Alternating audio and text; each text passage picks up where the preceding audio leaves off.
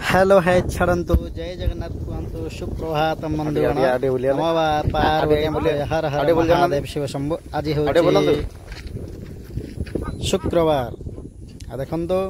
ये शुक्रवार रे आमर गौरी जे आम गोशालार सबुठार कुनी बाछुरी बा टिकी बाछुरी ता ना है गौरी। तो दुखर कथा हूँ तार जन्म होबार 3 दिन पर तार मार मृत्यु होगला एवं आम गोशाला को अणा जाई गोशाला रखाला एवं आ गोटे बुढ़ी गोमाता क्षीर दे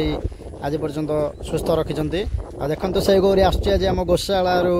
आम पाठशाला को प्रथम थर पर देखो आमर जी अच्छा परिड़ा आज्ञा से केमी दौड़े गौरी दौड़ी सी पछक पलैले गौरी पलाऊँ। देखो ये दृश्य आप पूर्व देखिपे आ बर्तमान आसी आम गोशाला गौरी आम पाठशाला निकट में पहुँची जाऊँ बर्तमान भितर जाऊँ। देखो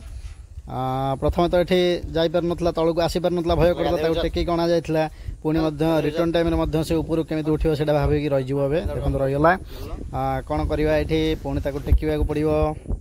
हाँ देखो गौरी को टेकाला अति आनंदर सहित मजा देखिपारे टेक ऊपर छड़ाला पुणी अणा जबार कारण हूँ गाधेवाई गौरी आसी गौशाला पाठशाला को स्नान निमंत देखिपे। प्रथम गोटे ढला केमी से करगला पछक बार बार पड़ो मझे मझे गोड़ खसी जाता दृश्य देखिपारे गोड़ खसी जबार राजा बाबू धरचंद राजा मु तो गाधे दूचे। देखो सतरे गोमाता को कलाकृत कर धरवा और स्नान करवा स्नान करवा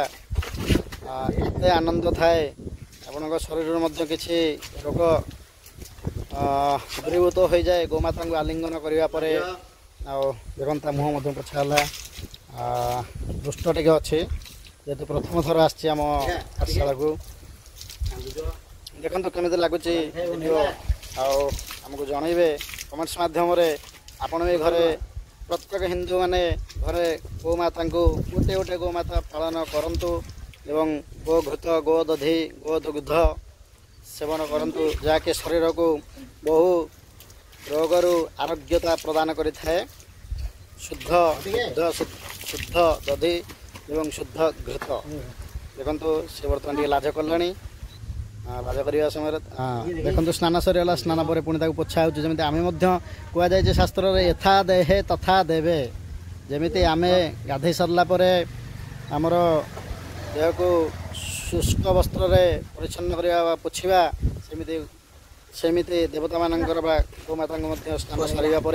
सुखिला वस्त्र पोछाला। बर्तमान छोट छुआ को जमी गाधे सरला कलाकृत करके नहीं जाती सुखिला कपड़ा धरिकी बर्तमान आम आम गौरी को सेमती हबू से दृश्य देखिए कौन कह सब तो आप दृश्य हिं देखिकी जापर